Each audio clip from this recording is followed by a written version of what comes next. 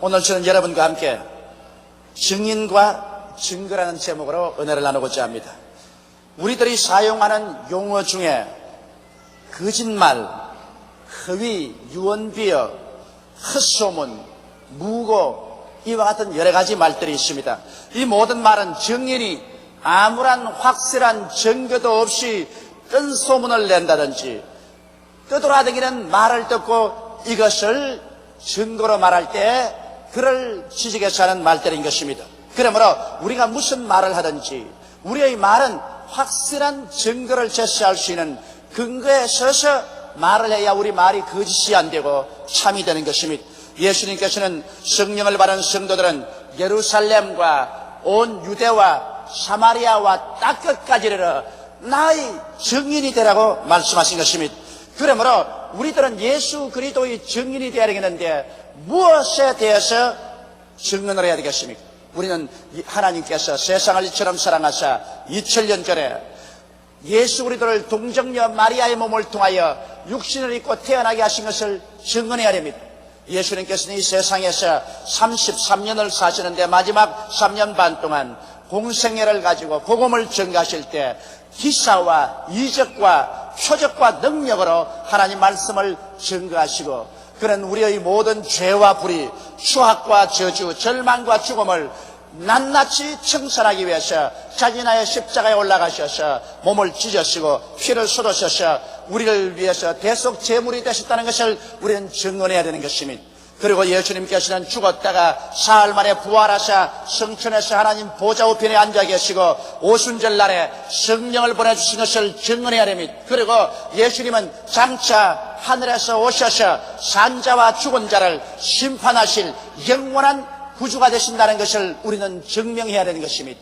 우리가 이와 같이 그리스도의 말씀을 증언할 때 사람들은 우리의 말이 참말인지 거짓말인지 알아보고자 하는 것입니다.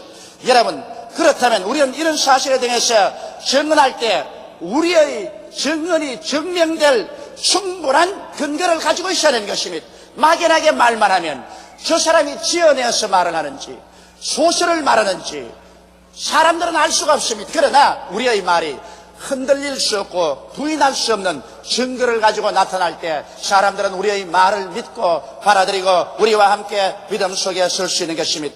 그래서 우리 하나님께서는 우리에게 확실한 증거의 신빙성을 주기 위해서 성령을 주신 것입니다. 성령을 하나님께서 주셔서 성령님께서 우리의 증거하는 말 한마디 한마디에 실제적인 능력으로 그것을 증거하도록 하신 것입니다. 예수님께서는 우리의 증언에 대한 확실한 증거의 제시가 성령으로 말미암아 있을 것을 약속해 주신 것입니다. 성경에는 제자들이 나가 두루 전파할세 주께서 함께 역사하사 그 따르는 표적으로 말씀을 확실히 증거하시냐고 말씀하신 것입니다. 그러므로 여러분과 나의 신앙은 개인적인 신앙이든지 다른 사람에게 전도하는 신앙이든지 모두 다 증명되어야만 되는 것입니다.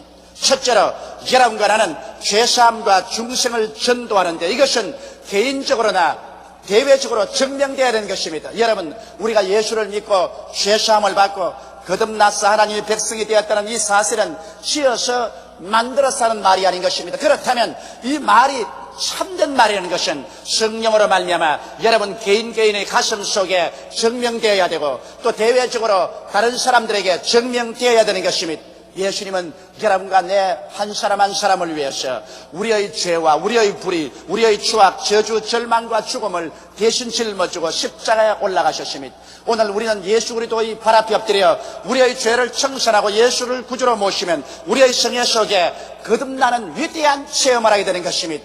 유대인의 스승인 니고데모가 하루 밤중에 예수님을 찾아가셨습니다. 그리고 그런 말했습니다. 선생이여, 만일 하나님이 선생과 같이 계시지 아니하시면 이와 같은 많은 기적이 일어날 수 없습니다. 그럴 때 예수님께서는 간도직입적으로 말했습니다. 내게 이르노니 내가 거듭나지 아니하면 하늘나라를 볼 수 없나니라. 이 말에 니고데모는 깜짝 놀랐습니다. 선생이여, 나는 백발이 성성한 노인입니다. 내가 어찌 다시 어머니 뱃속에 들어가서 태어날 수 있습니까?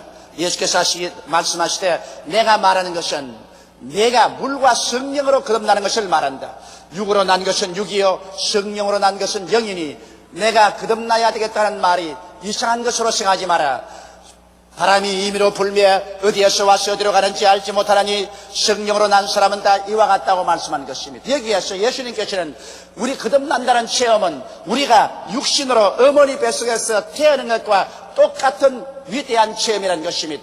누구든지 어린아이가 태어나면 어린아이가 태어난 사실을 온 이웃이 다 압니다. 이처럼 여러분과 내가 예수를 믿고 거듭나면 성령의 능력으로 말미암아 마치 바람이 불면 환경에 증거가 나타나는 것처럼 여러분과 내 속에 거듭난 확실한 증거가 나타나는 것입니다. 이렇기 때문에 예수 믿는다는 것은 영적으로 아버지께로부터 태어나는 것이기 때문에 영적으로 태어나자마자 하나님 아버지를 사랑하고 그 아들 예수님을 사랑하게 되며 말씀을 즐겁게 읽게 되고 기도하기를 좋아하며 교회 나오기를 즐거워하는 생활에 크나큰 변화가 다가오게 되는 것입니다. 이와 같은 변화의 증거를 체험하지 않고 그저 형식적으로 이식적으로 습관적으로 교회 왔다 갔다 하는 사람은 이 체험의 깊은 뿌리가 없기 때문에 조그마한 시험과 환난의 바람이 다가오면 그 신앙은 송두리째 뽑혀버리고 마는 것입니다. 그러나 내가 예수 믿고 중생한 깊은 뿌리를 가진 사람은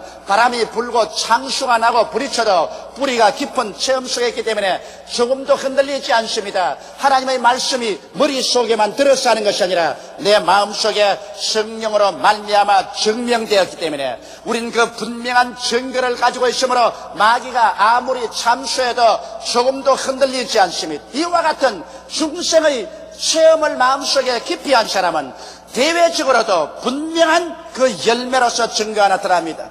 예수 믿는 사람, 슬퍼하는 사람이 기뻐하게 되고 절망했던 사람이 소망을 가지게 되고 늘 화를 내던 사람이 이제는 마음이 너그럽게 되고 술이나 담배를 즐겨하는 사람들이 이것을 끊게 되고 또 이 세상적으로 음란하고 방탕한 사람이 그 길에서 돌아서게 되고 거짓말하는 사람 참말하게 되고 도둑질하는 사람 도둑질하지 않게 되는 윤리와 도덕적인 생활의 변화가 다가오게 되는 것입니다.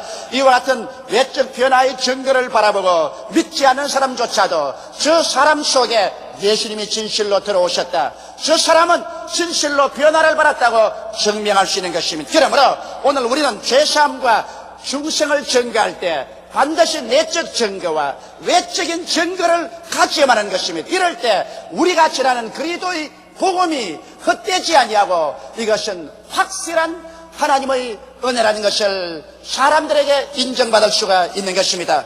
둘째로 여러분, 우리 성령 충만한 체험은 증명되어야 됩니다. 우리가 중생하면 하나님의 성령이 우리 속에 와서 거하시는 것입니다. 그리고 성령께서 우리를 위로해 주시옵시고 진리를 깨닫게 해주시고 진리의 길로 인도해 주시고 우리에게 용기를 주시고 힘을 주시며 능력을 주시고 거룩한 삶을 살도록 만들어 주시는 것입니다. 이것을 우리가 성경을 읽어서 잘 알지만은 그러나 성령을 눈으로 보지 못하고 성령을 손으로 만져보지 못하기 때문에 마음속에 불확실성을 늘 가지고 있습니다. 그러나 우리가 성령으로 충만함을 바라면 성령이 우리 속에 넘쳐와서 성령이 우리를 통하여 다른 방언으로 말하기 시작할 때 우리는 흔들릴 수 없는 증거를 가질 수가 있는 것입니다. 오순절날에 120문도가 예루살렘의 마가 요한의 다락방에서 함께 모여 열흘 동안 일심으로 기도하고 난 다음에 오순절날에 이르며 갑자기 하늘에서 강하고 바람 같은 소리가 나고 불의 해같이 갈라지는 것이 각 사람 머리 위에 임하였더니 그들이 다 성령의 충만함을 받고 성령이 말하게 하심을 쫓아 다른 방언으로 말하기 시작했다고 성경은 기록하고 있는 것입니다. 여러분, 갑자기 속에서 성령이 넘쳐나와 우리의 혀와 입술을 붙잡아서 다른 방언으로 말할 때 우리 속에 성령께서 들어와 있다는 사실을 증명하고도 남음이 있는 것입니다. 마귀가 아무리 너는 성령으로 충만함 받지 아니했다, 성령이 같이 계시지 않는다고 말을 한다고 해도 마귀의 말은 거짓이요, 우리는 성령이 같이 계신 것이 우리 직접 방언을 통해서 보고 듣는 것으로 증명할 수 있게 된 것입니다. 저는 성령을 받고 오랫동안 방언 기도를 하고 있습니다. 저는 저희 스스로 무지하고 몽매하며 무능력한 사람인 것을 잘 압니다. 그러나 제가 엎드려 기도할 때마다 내 뱃속에서 성령께서 생수가 강같이 넘쳐나와 방언으로 말하기 시작하면 그 증거가 얼마나 마음에 뚜렷한지 나는 무능력하고 무력하나 성령께서 나에게 계시도다. 내게 능력 주신 자 안에서 내가 능치 못하심이 없다는 확신을 얻을 수가 있는 것입니다. 하나님의 성령이 내 속에 계심으로 내가 하나님의 지혜와 지식과 총명과 능력을 얻어서 복음 말씀을 전가할 수 있다는 확신이 마음속에 넘쳐나게 되는 것입니다. 증거가 있을 때 마귀는 참수할 수가 없고 우리는 확실한 신앙을 가질 수가 있는 것입니다. 제가 일본에 있을 때 놀라운 간증을 하나 들었었습니다. 일본 여성이 이런 간증을 했었습니다. 그는 예수를 믿고 간절히 기도하는 중에 성령을 충만히 받았어요. 성령이 말하게 하심을 따라 다른 방언으로 말을 했다는 것입니다. 그러나 얼마 있잖아요. 그 방언을 자기가 지어서 하는 같은 느낌이 생깁니다. 너무 방언이 쉽게 나오기 때문에 이건 내가 지어서 하는 것이 아닌가. 또 마귀가 와서 그 방언은 내가 지어서 하는 것이라고 참소를 했습니다. 그래서 그만 겁이 나서 방언을 하다 말다 했었습니다. 여러분 누구든지 성령 받고 방언을 말하면 반드시 마귀가 와서 이 방언은 내가 지어서 하는 말이라고 꼭 공격을 한번 하는 것입니다. 그래서 겁이 나서 방언을 잘 못하고 있는데 한 번은 동생과 사업할 일이 있어서 동생에게 전화를 걸게 된 것입니다. 그런데 동생은 이태리어를 공부를 해서 이태리 말을 잘하는 동생이었습니다. 그런데 동생에게 전화를 걸다가 그만 입에서 방언이 터져나와 버렸습니다. 그가 중지하려도 안 되게 전화통에 대고 방언으로 말해버렸습니다. 그래서 그는 깜짝 놀랐습니다. 동생이 이제 누나가 미쳤다고 말하지 않겠나. 그래서 아이 동생 미안해. 그러니까 누님 지금 누님 말하는 건 뭔지 알고 말을 했어요. 그래 나 예수 믿고 성령 받고 지금 방언을 말하고 있는데 내가 하는지 성령이 하는지 잘 모르겠지만은 내가 전하는데 왜 이렇게 방언이 나오지. 아이고 잘못했어요. 그러니까 누님 잘못할 것 없어요. 큰 기적을 내가 보았습니다. 누님 지금 방언 말하는 의미가 뭔지 모르지요? 내가 알 테겠냐. 누님이 분명하고 똑똑한 이태리 말로 동생아 하나님은 살아계시고 그 아들 예수님이 너를 위해서 십자가에 못 박여 죽었다가 부활하셨다.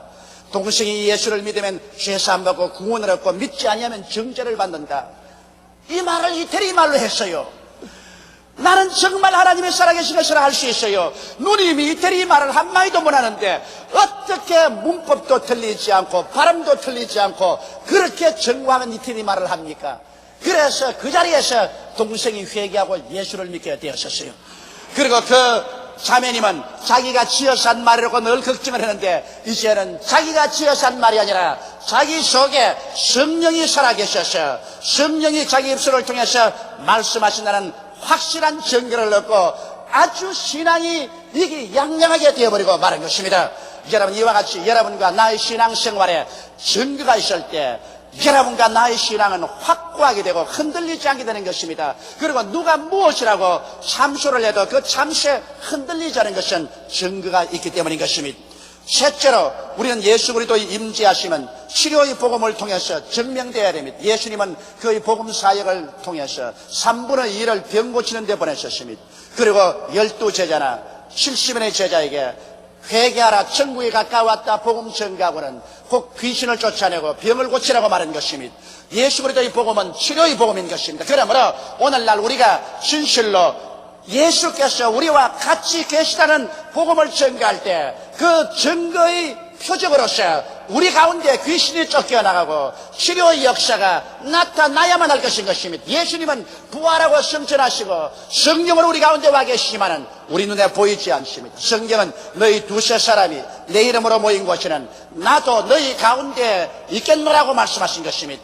그러나 예수님이 우리 가운데 계시더라도 예수님이 행하신 그 표적이 나타나야 진실로 예수님이 우리 가운데 계신 것을 알 수 있게 되는 것입니다. 성경은 보니 빌립이 사마리아에 가서 그리스도를 전하니 많은 사람이 그 말도 듣고 행하는 표적도 보니 많은 사람에게 붙었던 귀신이 소리치며 나가고 많은 절름발이와 안진뱅이가 나으니 그 성에 기쁨이 충만하더라고 말씀하신 것입니다. 여기에서 보면 이 사마리아 사람들은 살아계신 예수님을 육으로는 보지 못했지만은 빌립이 증거할 때 예수 그리스도가 진히 성령으로 나타나셔 귀신을 쫓아내고 절름발이와 안진뱅이를 고치는 것을 보고 예수님이 함께 계신 것을 뚜렷이 증명할 수가 있었습니다. 이래서 사마리아의 수많은 사람들이 회개하고 예수를 믿고 주님께 나왔습니다. 베드로는 루다에 가서 복음을 전 것입니다. 그런데 루다의 애니아라는 사람이 중풍이 걸려서 8년 동안 심상에 들어 누워 있었습니다. 루다 지역에 있는 사람들은 애니아가 8년 동안 중풍에 걸린 사실을 다 알고 있었습니다. 그런데 예수 그리스도의 복음을 전가하는 베드로가 이 루다에 오셔서 그 애니아의 침상 곁에 갔습니다. 그래서 기도하고 난 다음에 애니아야, 나사렛 예수께서 너를 고쳐주시니 일어나서 심상을 정돈하라고 말했습니다. 그러자 즉시로 하나님의 능력이 임하여서 이 애니아는 치료를 받아 8년 동안 드러누워있던 침상에서 일어나서 건강이 되어버리고 말았습니다. 이 사실을 보자 루다 지역에 있는 모든 사람들은 예수 그리스도의 살아계신 것을 부인할래야 부인할 수가 없습니다. 베드로 입으로 증거하는 말이 실제로 하나님의 능력으로 증명되기 때문에 그들은 수없이 때를 지어 회개하고 예수를 믿고 나오게 된 것입니다. 베드로가 또한 요파에 갔을 때 요파에 도르가라는 여자가 있었습니다. 그는 많은 과부들과 불쌍한 사람들을 도와주었습니다. 그런데 도르가가 병들어 죽자 이 사람들이 그를 씻겨서 옷을 입혀 다락방에 누워놓고 베드로를 청했었습니다. 베드로가 어자 도르가가 생전에 만들어준 옷들을 내보이면서 과부들이 울며 이 도르가를 살려달라고 했었습니다.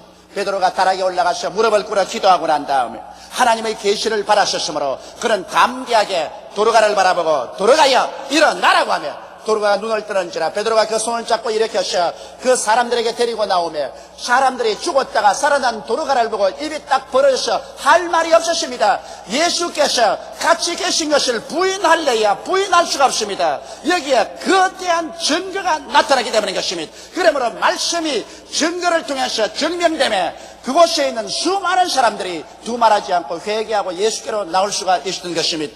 이처럼 사랑하는 성도 여러분, 우리의 복음 증거는 반드시 증거가 따라야 되는 것입니다. 오늘날도 예수 그리스도의 임재하심이 치료의 능력으로 증명되어야만 하는 것입니다. 주님께서 말씀하기를 믿는 자들에게는 이런 표적이 따르니 곧 저희가 내 이름으로 귀신을 쫓아내며 새 방언을 말하며 뱀을 집으며 무슨 독을 마실지라도 해를 받지 아니하며 병든 자에게 손을 얹은즉 나으리라고 말씀하신 것입니다.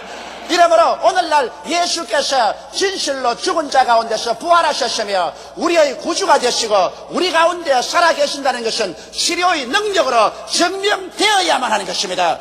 만일 증명 안 되면 사람들도 의심할 수 있습니다. 마귀들도 참수하여 우리의 증거하는 복음이 거짓된 것이요 지어낸 헛된 이야기라고 말할 수 있습니다. 그러나 치료의 흔들리지 아니하는 확실한 증거가 나타날 때 불신자들도 마귀들도 입을 다물고 할 말이 없게 되는 것입니다. 이러므로 오늘날 예수 믿는 사람이다. 교회는 단호하게 예수께서 우리와 함께 가신 것을 믿고 믿음으로 말미암아 귀신을 쫓아내고 병을 고치는 사역을 해야만 하는 것입니다.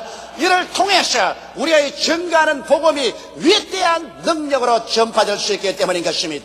넷째로 우리들은 예수 그리스도의 복음을 증거하고 우리들이 아브라함의 축복 속에 들어간다는 것이 생활 속에 증명되어야만 되는 것입니다. 첫 아담은 우리의 조상이 됐었습니다만 그런 하나님을 반역하고 에덴에서 쫓겨났습니다. 영이 죽은 채로 쫓겨나고 육신도 흙으로 돌아갈 줄 아는 사형을 받고 쫓겨났습니다. 그가 사는 땅은 가시와 응급기가 나고 그는 저주를 받았어 이마에 땀을 흘려 먹고 살겠다는 명령을 받고서 쫓겨난 것입니다. 그러므로 아담의 후예들은 벌써 영이 죽어서 태어나고 그의 육신들은 이미 죽음의 날을 기약하고 이 땅에 살았었으며 그의 삶 자체여도 저주와 곤고와 가난과 슬픔이 꽉 들어찬 세상에서 살았습니다.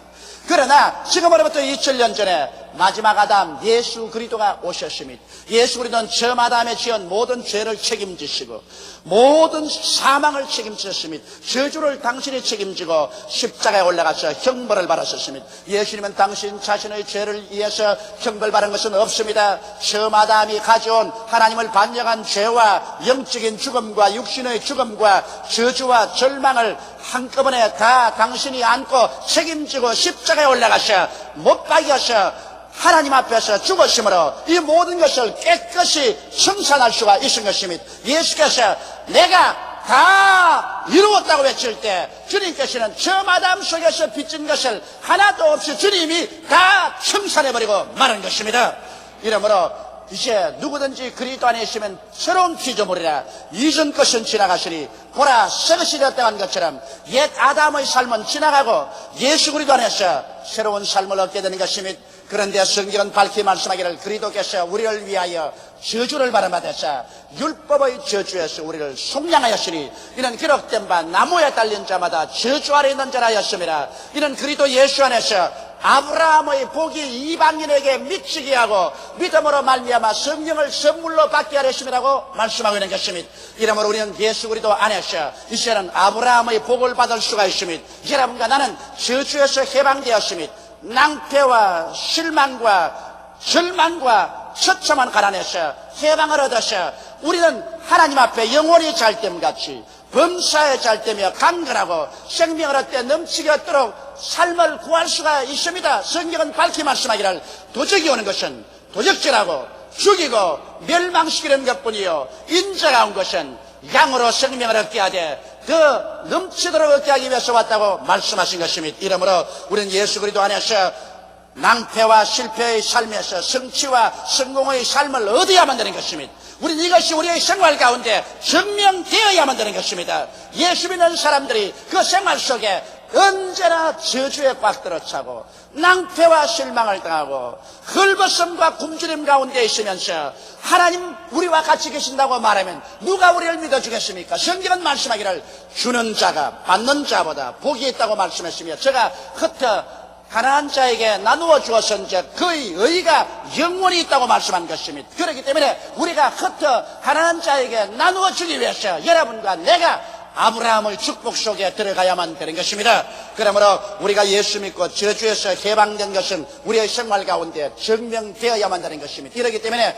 우리는 타협하지 말고 단호한 신앙으로 나는 예수 그리스도 안에서 아브라함의 복을 받은 자요 저주에서 해방을 얻은 자라는 이 믿음을 가져야만 되는 것입니다. 예수님께서도 친히 복음 전가할 때 말씀하기를 하나님께서 내게 성령을 주셨으니 이는 나로 하여금 가난한 자에게 복된 소식을 전하게 하렸음이라고 말씀하신 것입니다. 이러므로 가난한 자가 그리스도의 복을 받아 수많은 사람에게 복을 나누어 줄 수 있는 그런 사람이 되는 것이 여러분께서 예수 믿고 하나님이 우리와 같이 계시다는 증명을 할 수가 있는 것입니다.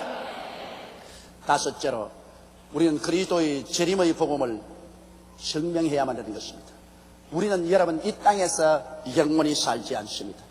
이 땅은 행행과 나그네의 길을 걸어가는 삶입니다. 이 땅은 전셋집 인생을 사는 것입니다. 이 땅도 전셋집 땅이요 여러분과 나의 생명도 전세 인생을 사는 것입니다. 그 전세의 기한이 차면 우리는 이 땅도 이 몸도 버리고 떠나가야만 되는 것입니다. 그렇기 때문에 주님께서는 여러분과 나를 위해서 새 하늘과 새 땅과 새 예루살렘을 예비해 놓았다고 말씀하셨습니다. 예수님께서 처음 오셔서 여러분과 나를 위해서 십자가에서 대속의 제물이 되시고 부활 승천하신 주님은 이제 또다시 우리를 데리러 오시겠다고 말씀하신 것입니다. 주께서 호령과 천사장의 고함과 하나님의 나팔로 신이 하늘로 쫓아 강림하실 때는 주 안에서 죽은 자들이 먼저 일어나고 살아남은 우리들이 다 변화되어 공중에서 주를 영접하겠다고 말한 것입니다. 이것은 주님의 공중 재림인 것입니다. 주님께서 공중 재림하셔서 주의 백성들을 공중으로 영접해서 7년 동안 공중에서 혼인잔치를 하고 그동안에 이 땅은 7년 동안 심판과 환란이 이 땅에 있을 것을 말씀하신 것입니다. 그리고 7년이 지나고 난 다음 그리스도는 그 백성들과 함께 이 땅에 오셔서 저 그리스도와 거짓 선자를 잡아 불과 유황으로 타는 못에 던져버리고 용적 마귀를 잡아 7년 동안 무지경에 가두어버리고 이 땅에 천년왕국을 건설할 것을 말씀하신 것입니다. 그런데 이와 같은 사실은 증명되어야 되는 것입니다. 무조건하고 이런 말을 하면 우리가 지어낸 말이 되고 말 것인 것입니다. 우화에 불과하게 될 것입니다. 우리의 증거하는 이 말은 역사적으로 증명되어야 될 것인 것입니다. 그런데 예수님은 우리에게 충분한 증거 재료를 제시하고 있는 것입니다. 주님은 언제가 마지막 때라고 말씀하셨습니까? 무화과 나무의 비유를 배우라. 그 나무에 삭신하고 잎이 돋으면 곧 여름이 가까운 줄 알아니 이처럼 이 모든 일이 일어나는 것을 보거든 내가 곧 가까이 와서 문 밖에 선 줄로 알라. 이 세대가 지나기 전에 이 모든 일이 다 이루리라고 말씀하신 것입니다. 여기에 무화과 나무라는 것은 이스라엘을 상징하는 것입니다. 이스라엘은 예수님이 십자가에 죽으셨다 부활하신 후 70년 만에 로마의 디도 대장에 의해 공격을 받아 망해서 풍지박산되고 마는 것입니다. 그래서 온 천하에 흩어져서 2000년 동안 나라 없는 유랑민족이 되었습니다. 도저히 이스라엘이 다시 재건될 것이라고는 꿈에도 생각할 수 없습니다. 그러나 주님께서 예언한 말씀대로 마지막 때가 다가오며 하나님 섭리가 나타나서 1948년 5월 15일 이스라엘이 독립이 되었습니다. 그래서 예수님의 예언이 성취된 것입니다. 무화과 나무가 다시 삭신하고 잎이 돋아나게 된 것입니다. 이와 같이 이스라엘은 세계의 시계인 것입니다. 역사의 시계인 것입니다. 이스라엘의 독립을 한 그때로부터 시작해서 우리 주님은 마지막 때가 왔다고 말씀하신 것입니다. 이 세대가 지나기 전에 다이를 했는데 성경 레위기에 보면 한 남자의 한 세대를 50년으로 치고 있는 것입니다. 그러므로 이미 이스라엘이 독립한 지 약 40년이 가까워 왔는데 이 세대가 이제는 끝이 가까워 오고 있다는 사실을 우리는 미리 짐작할 수가 있는 것입니다. 역사적으로 이스라엘 독립은 우리에게 그리스도가 말씀한 말세가 확실하다는 것을 증명해 주고 있는 것입니다. 그러나 거기에 보태어서 다니엘은 더 위대한 예언으로서 우리에게 증명해 준 것입니다. 다니엘서 보면 느부갓네살 왕이 꿈을 꾸었는데 큰 신상을 보았습니다. 머리는 금이요, 가슴팍은 은이요, 허리는 동이요, 다리는 철이요, 열발꾸락은 철과 흙이 섞여 있을 때 사람의 손으로 뜨지 아니한 돌이 하늘에서 날라와서 이 우상을 때리며 우상이 가루가 되어 천지에서 사라지고 이 돌만 충만하다는 것입니다. 이것을 다니엘이 계시를 받아서 설명을 해 주었습니다. 이 황금의 머리는 바벨론이요, 은의 가슴은 메대와 파사요, 이 허리는 헬라요, 거기에서 철의 두 다리는 로마요, 그 다음 로마의 판도에서 역사의 마지막에 열발꾸락 시대가 온다는 것입니다. 열 나라가 서로 합쳐서 마지막 옛 로마 판도에 정립할 것이라는 것입니다. 그때 그리스도가 강림한다는 것입니다. 오늘날 유럽은 12개국으로 지금 이 시를 조직하고 있는 것입니다. 여러분 1958년 로마 조약을 통해서 이 시가 설립되었습니다. 유럽이 살아나기 위해서는 경제 공동 조직체를 만들고 그것이 장차 유럽 통합을 향해서 나가야 된다고 말했었습니다. 그래서 그들은 1958년 이 시를 조직하고 난 다음 꾸준히 성장 발전했습니다. 그런데 1986년 12월 31일자로 유럽 공동기구는 이제 각 나라 국회에서 통과시켜 1992년에 유럽을 정치적으로 통합할 것을 결의한 것입니다. 그래서 대개의 나라 국회에서 이것이 비준되고 통과된 것입니다. 여러분, 그래서 유럽은 기어코 다니엘이 2600년 전에 환상 가운데 본 것처럼 거대한 하나의 연방으로 조직되어 오는 것입니다. 다니엘이 본 환상 가운데 또 지중 위에서 큰 무서운 짐승이 나오는데 10뿔을 가지고 있다고 말했습니다. 그 뿔 가운데 적은 뿔 하나가 나와서 뿔 3개를 뿌리채 뽑고 난 다음엔 하늘의 하나님께 향해서 참남한 말을 하고 한때 두때 반때 또한 세상을 다스리나 그러나 때가 오매 하나님께서 이를 심판하시고 나라를 성도들에게 내어주더라고 말씀하고 있는 것입니다. 이 예언의 말씀대로 여러분 장차 유럽은 10개국이 통합될 것입니다. 그리고 그 통합된 유럽에 한 사람의 적은 뿔 위대한 지도자가 생겨서 새 나라를 송두리째 뿌리째 뽑아서 단일 국가로 통합시키고 그리고 강대한 정치 경제 군사력을 가지고 하나님을 대적하고 온 세계를 호령하며 하나님 없는 세계를 건설하려고 할 것입니다. 그럴 때 주님께서 강림하셔서 이 적그리스도를 처치하고 그리고 천년왕국을 세울 것입니다. 이와 같은 그리스도 예언이 현재 우리 눈앞에 역사적으로 증명돼 가고 있는 것입니다. 역사의 수레바퀴는 굴러가고 여러분과 내 눈앞에서 옛 로마 판도에서 유럽은 지금 12개국이 통합되어 가고 있는 것입니다. 그러나 결국 그 중에서 예언한 대로 10나라가 하나로 통합되어서 연방이 될 것이며 그 중에 세 나라가 하나로 합치게 될 날이 우리 눈앞에 다가오고 있는 것입니다. 이것은 지금으로부터 2600여 년 전에 다니엘이 하나님의 계시를 받아서 예언한 것인데 이 예언이 우리의 현실적인 눈앞에서 역사적으로 성취되어가는 것을 보게 될 때 이 예언은 참이라는 것이 증명되고 있는 것입니다. 예수 그리스도의 재림이 우리에게 가까워 오고 있다는 사실이 참이라는 것이 증명되고 있는 것입니다. 여러분과 나의 말은 증명되어야 하는 것입니다. 증거가 없는 증거는 아무런 힘이 없습니다. 허위와 거짓이라고 공격을 받아도 할 말이 없습니다. 그러나 증거가 확실한 증거는 거대한 힘을 가지고 있는 것입니다. 여러분, 우리가 전하는 예수 그리스도의 복음은 증거가 없는 허위의 말이 아닙니다. 예수께서 하나님의 아들로서 동정녀 마리아를 통해서 오시고 우리를 위해서 기적을 행하시고 죽은 지 사흘 만에 부활하사 승천하시고 다시 오실 것이라는 사실은 성령님의 능력을 통해서 중생 때 증명되었으며 성령 충만으로 증명되었으며 치료와 귀신 쫓아냄으로 증명되었으며 아브라함의 축복을 체험함으로 증명되었으며 재림에 대한 여러 가지 수많은 예언들이 성취됨으로 우리의 현실 생활 속에서 증명되어 오고 있는 것입니다. 예수님은 참으로 살아계신 하나님의 아들이시며 예수님은 참으로 여러분과 나의 구주가 되시고 예수 안에서 우리들은 영원한 소망을 가질 수가 있습니다. 다 같이 고개숙여 기도드리겠습니다. 살아계시고 거룩하신 우리 아버지 하나님, 이 죄악과 무의미와 죽음과 절망에 꽉들어 찬 세상에 우리 주 예수를 보내주신 것을 감사합니다. 예수님만이 우리의 소망이요, 우리의 삶의 가치요, 우리의 부활이요, 우리의 영원한 기쁨이 되옵니다. 하나님 아버지요, 오늘 세상에 사는 수많은 사람들이 이 예수 그리스도를 알지 못하고 육신의 정욕과 안목의 정욕과 이 세상 자랑에 취해서 취생몽사하고 있습니다.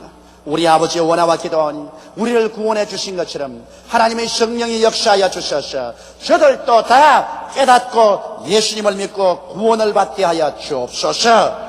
우리 주 예수님 이름으로 기도드리옵나이다. 아멘. 오늘 저는 여러분과 함께 자연의 법과 성령의 법이라는 제목으로 은혜를 나누고자 합니다. 법이 없는 세계, 즉 무법천지의 세계를 우리는 결코 상상할 수 없습니다.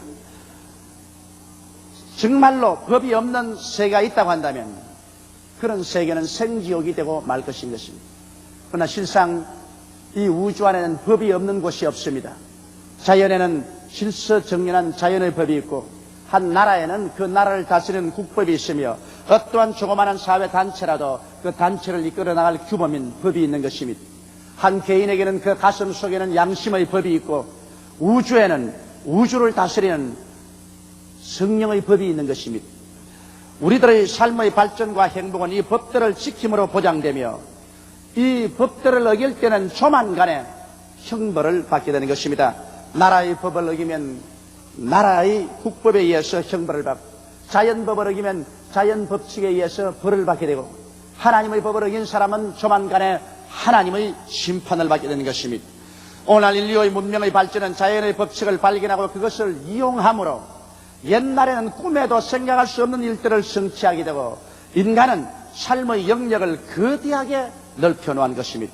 자연도 그 배후에 숨어있는 법을 연구실에서 과학자들이 발견해내었어요. 이것을 우리 생활에 적용함으로 우리의 생활을 행복되게 하고 발전하게 만들어주신 것입니다.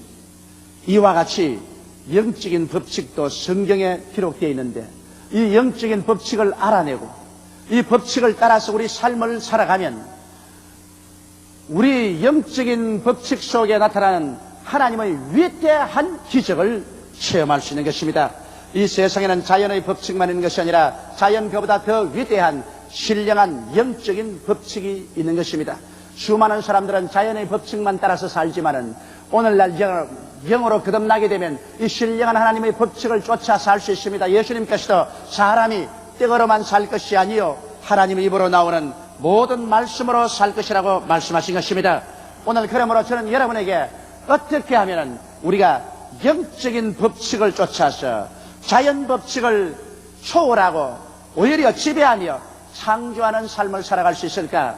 그 길을 알아보고자 하는 것입니다. 첫째로 영적 세계의 실상을 우리가 잘 알아야 되는 것입니다. 성경에 보면 눈에 보이는 것은 보이지 아니한 것으로 말미암았다고 말하셨습니다. 현재 여러분 보는 이 모든 자연 현상, 삼라만상은 그 자체 스스로가 우연히 만들어진 것이 아닙니다. 모든 만물은 영이신 하나님의 손길에 의해서 만들어진 것입니다. 성경 창세기에 보면 땅이 공허하고 혼돈하며 흑암이 깊음 위에 있을 때 하나님의 영이 수면에 운행하시더라고 하셨습니다. 그래서 영이신 하나님께서 빛이 있으라고 하시며 빛이 생겼습니다. 그리고 물이 하늘 위의 물과 하늘 아래 물로 나누어지고 궁창이 생겨나라고 말씀하자 영이신 하나님의 명령에 따라서 그렇게 되었습니다. 영이신 하나님께서 명령하심에 온 천하의 물이 한 곳으로 모이고 묻이 드러나고 그곳에 각종 열매 맺는 풀과 나무가 나타나셨습니다. 영이신 하나님께서 하늘에는 해와 달과 별들이 나타나서 빛이라고 말할 때 그대로 되었습니다. 영이신 하나님께서 공중에는 새들이, 물속에는 물고기들이 놀라고 하실 때 그대로 되었습니다. 영이신 하나님께서 명령하셔 지상에는 가지가지 곤충과 가지가지 짐승이 뛰놀라고 할 때 영이신 하나님의 명령을 쫓아서 눈에 보이는 물질적인 모든 생물이 태어났으며 하나님께서는 사람을 친히 손으로 빚으시고 그 코에 생기를 불어넣으시니 사람이 생명이 되어 일어나셨습니다. 유독이 하나님께서 지으실 때 사람만은 하나님의 형상과 모양대로 지었다고 했었습니다. 하나님은 영이시기 때문에 그러므로 사람은 영입니다. 영이 육체를 입고 사람은 살게 된 것입니다. 그래서 여기 보시다시피 하나님께서는 모든 만물을 지으셨습니다. 그러므로 모든 만물은 그 만물보다 먼저 계신 하나님 영으로 지음을 받았었습니다. 이러므로 눈에 보이는 물질은 영에서 나온 것입니다. 여러분, 인간은 물질이 아니고 영입니다. 사람은 하나님의 형상과 모양대로 지음받은 영이기 때문에 사람이 타락하기 전에 하나님의 영과 동행할 때는 사람은 모든 만물을 지배하고 다스리며 살도록 만들어낸 것입니다. 결코 사람이 운명과 환경의 노예가 되도록 시험을 받지는 않았었습니다. 창세기 1장 27절 28절에 보면 하나님의 자기 형상 곧 하나님의 형상대로 사람을 창조하시되 남자와 여자를 창조하시고 하나님이 그들에게 이르시되 생육하고 번성하여 땅에 충만하라, 땅을 정복하라, 바다의 고기와 공중의 새와 땅에 움직이는 모든 생물을 다스리라 하시니라. 그렇게 말씀하셨습니다. 영인 인간에게는 하나님께서 물질적인 이 세계를 정복하고 모든 생물을 다스리라고 말씀하는 것입니다. 그러므로 원래 영은 모든 만물을 창조하고 다스리며 지배합니다. 사람이 타락하기 전에 사람은 하나님의 형상과 모양대로 지음받은 영이기 때문에 사람은 운명과 환경의 지배를 받을 수가 없었습니다. 운명과 환경을 정복하고 지배하고 다스릴 수 있는 것이 사람이었습니다. 그러므로 사람은 만물보다 위대하게 시험을 받았던 것입니다. 그런데 왜 오늘 현상같이 사람은 죄악의 노예가 되고 절망에 포로되었었으며 질병에 짓밟히고 가난과 낭패와 실망의 노예가 되었으며 심지어는 처참하게 죽음의 패배자가 되고 마는 것입니다. 왜 인간은 운명의 노예가 되고 환경의 피지배자가 되고 마는 것입니까? 그 이유는 사람이 영으로 존재하지 아니하고 그 영이 타락해서 죽어버리고 말았다는 것입니다. 이것이 인간 세계의 비극인 것입니다. 하나님께서 에덴 동산을 지으시고 보기에도 아름답고 먹기에도 좋은 실과를 나게 하시고 아담과 하와를 그곳에 두시며 너희는 땅을 정복하고 만물을 지배하라고 말씀하셨으나 한 가지 일은 허락하지 않으셨습니다. 모든 실과는 다 먹되 동산 중앙에 있는 선악을 아는 실과는 먹지 마라. 먹는 날에 너희가 죽으리라. 그 선악을 아는 실과는 하나님의 통치권을 말하는 것입니다. 하나님의 위엄과 권위를 말하는 것입니다. 그런데 마귀의 꾀임을 받아서 아담과 하와가 하나님의 통치권을 짓밟았습니다. 하나님의 권위에 대해서 도전했습니다. 자기들도 하나님처럼 되려고 하자 심판을 받아 에덴에서 쫓겨나오고 영이 죽어버리고 마는 것입니다. 그래서 인간은 영적인 존재가 자연적인 존재, 육체적인 존재로 타락해버리고 말았습니다. 그때부터 시작해서 인간은 육체가 되고 마는 것입니다. 인간은 자기의 혼을 가지고서 육체 속에 살면서 자연의 법칙에 따라 살 수밖에 없는 운명적인 존재가 되고 마는 것입니다. 이러므로 여러분 그때부터 시작해서 인간은 영적인 세계는 전혀 알지 못하게 되고 마는 것입니다. 인간은 오직 자연적인 법칙의 노예가 되어서 사는 길밖에 몰랐었습니다. 성경에는 고린도전서 2장 14절에 보면 육에 속한 사람은 하나님의 성령의 일을 받지 아니하느니 저희에게는 미련하게 보이며 또 깨닫지도 못하나니 이런 일은 영적으로만 분별함이라고 말하고 있는 것입니다. 이제 영이 죽고 육에 속한 사람은 여러분 영적 세계는 절대로 알 수가 없습니다. 그 사람이 아무리 공부를 많이 해서 학위를 수없이 가졌다고 해도 그것은 세상적이요 자연적이요 물질적인 환경에 대한 박식이지 영에 대한 것은 전혀 모릅니다. 그렇기 때문에 그들에게는 성경은 어리석게 보입니다. 그리고 교회 나가는 사람 바보같이 보입니다. 그리고 영적인 세계는 그들에게 존재하지 않습니다. 오직 이성과 과학 이외에는 전적으로 부인하는 것이 오늘날 육에 속한 사람들의 모습인 것입니다.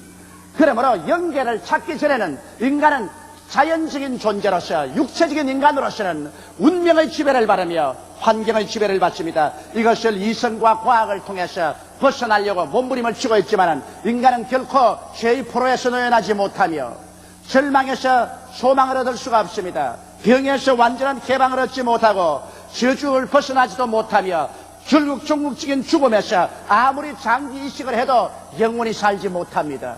인간은 운명과 환경의 지배하에 놓여있게 된 것입니다. 우리가 어떻게 하면 도로 하나님이 주신 정부하고 다스리는 지배권을 복구할 수 있을까요? 그것은 사람이 영으로 거듭나는 도리밖에 없습니다. 영이 살아나면 물질인 자연을 지배하고 다스릴 수 있습니다. 어떻게 하면 영으로 거듭날 수 있을까요? 오늘 두 번째 여러분께 말씀드리고 싶은 것이 바로 그것입니다. 영적인 세계로 도로 찾는 길은 여러분 거듭나는 길밖에 없습니다. 예수님께서 요한복음 3장 5절 6절에 예수께서 대답하여 가라사대 진실로 진실로 내게 이르노니 사람이 물과 성령으로 나지 아니하면 하나님 나라에 들어갈 수 없느니라. 육으로 난 것은 육이요 성령으로 난 것은 영이니라고 말씀하신 것입니다. 그러므로 부정모혈로 태어난 인간은 육체일 따름인 것입니다. 그러나 우리가 예수 그리스도를 통해서 거듭나면 영적으로 태어나게 되는 것입니다. 이는 혈통으로나 육적으로나 사람의 뜻으로 나지 아니하고 하나님 아버지께로 태어나는 것을 말하는 것입니다. 그래서 영적으로 태어나서 육의 사람이 영의 사람이 될 때 그 사람은 일어나서 육의 세계를 정복할 수 있습니다. 왜냐하면 모든 물질은 영에서 나왔었습니다. 그러므로 영은 물질보다 위대합니다. 영은 물질을 창조하고 정복하며 지배합니다. 여러분과 내가 육체적인 인간으로 있을 때는 자연의 노예가 되어 있지만 영으로 태어나면 운명과 자연을 정복하고 다스릴 수가 있게 되는 것입니다. 어떻게 하면 영적으로 태어날까요? 성경에는 회개하라, 천국이 가까웠다 했습니다. 우리는 하나님을 거역하고 산 삶을 철저히 회개하고 예수님께서 우리를 위해서 십자가에 못 박여 우리의 모든 하나님을 거역한 죄악을 다 청산했다는 사실을 믿고 부활하신 예수님을 내가 구주로 모셔드리면서 입술로 예수께서 나의 구주가 되었다는 것을 고백하면 하나님의 성령께서 오셔서 여러분과 내가 영적으로 태어나게 되는 것입니다. 성경은 말씀하기를 누구든지 그리스도 안에 있으면 새로운 피조물이라 이전 것은 지나갔으니 보라 새 것이 되었다고 말씀하고 있는 것입니다. 육의 사람이 영의 사람으로 변화되는 것을 말하는 것입니다. 오늘 이 시간 예수를 구주로 믿으신 여러분 아멘 하십시다. 그러면 여러분은 육의 사람이 아니라 영의 사람인 것입니다. 육에 있지 아니하고 영에 있습니다. 이 세상에 수많은 사람이 함께 살지만은 똑같은 인간은 아닙니다. 믿지 않은 사람은 육의 사람이요 믿는 사람들은 영의 사람들인 것입니다. 그러므로 우리가 영적으로 태어났었으면 이제 영적인 세계에서 성장해야 되는 것입니다. 우리가 자라야 영적인 능력을 발휘할 수 있는 것입니다. 어떻게 하면 영적 세계에서 자랄까요? 영적 세계에서 자라기 위해서는 먼저 성령으로 충만함을 발휘해야 되는 것입니다. 우리 예수 믿고 나면은 하나님께서 우리의 신앙을 인도할 성령을 보내주십니다. 성령을 충만히 받아서 성령이 우리를 가득 채우면 우리는 영적인 세계가 환하게 밝아지는 것을 체험할 수 있습니다. 그래서 진리를 깨달을 수 있고 알 수가 있습니다. 이러므로 성령 충만은 여러분과 내가 영적으로 성장하는데 필요 불가피한 체험인 것입니다. 그 다음에는 영적인 양식인 말씀을 늘 먹어야 되는 것입니다. 아무리 건강한 사람도 음식을 장기간 먹지 아니하면 죽어버립니다. 영적인 양식인 하나님 말씀을 먹지 아니하면 영적인 삶도 오래 계속하지 못하는 것입니다.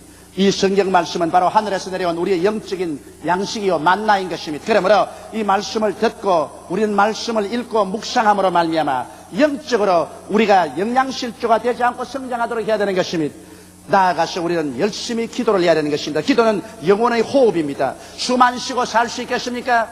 영적으로 호흡하지 않은 사람은 그 영혼이 죽어버립니다. 그러므로 우리가 집중적으로 매일 1시간쯤 기도해야 될 것이요 또 시간이 나는 대로 늘 기도해야 되는 것입니다. 기도는 영적인 대기를 호흡하는 것입니다. 성령의 세계를 마셔드리는 것입니다. 이러므로 영적인 대기를 숨쉬지 아니하고 영적으로 살아남을 사람이 없는 것입니다. 기도는 바로 영적인 숨을 쉬는 것입니다.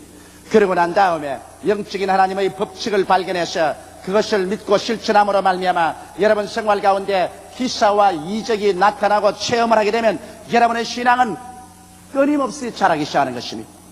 그래서 영적으로 우리가 성장해야 우리가 자연을 정복하고 운명과 환경을 다스릴 수가 있는 것입니다. 셋째로 저는 영적인 법칙이 자연적인 법칙을 지배하는 사건을 여러분에게 설명해 드리고자 합니다. 구약시대 사렙다의 과부와 엘리야 이야기가 있습니다. 이스라엘에 3년 6개월 동안 비가 오지 않냐고 하나님께서 맹렬히 심판하셨을 때 천지가 불타고 우물물에 물은 다 말랐습니다. 짐승들은 죽고 사람들이 수없이 이재민이 되어서 살 길을 찾아 허덕였습니다. 그럴 때 엘리야가 사렙다에 갔는데 한 과부가 나무를 줍고 있습니다. 무엇을 하냐고 물으니까 이제 가루통에 밀가루 조금 남았고 병에 마지막 기름이 남았는데 그걸 가지고 반죽을 해서 과자를 만들어 자기 아들과 함께 나누어 먹고 죽으려고 한다 그랬습니다. 엘리야가 말했습니다. 그러지 말고 지금 당장 가서 그것으로 과자를 만들어서 내게 가져와서 물 한 사발을 가져와서 내가 먹고 마시게 하라.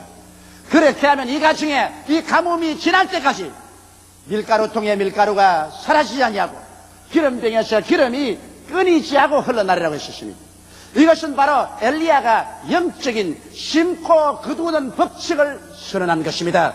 그것은 자연 법칙이 아니라 영적인 법칙입니다. 하나님의 사업을 위해서 하나님의 대변자인 엘리야에게 마지막 밀가루와 기름으로 과자를 구워서 심으면 하나님의 영적인 법칙이 나타나서 자연 법칙을 초월해서 운명과 환경을 지배할 수 있다는 것입니다. 그래서 이 여인은 엘리야의 말을 듣고 과자를 만들어서 물 한 사발 가지고 가져와서 엘리야에게 주었습니다.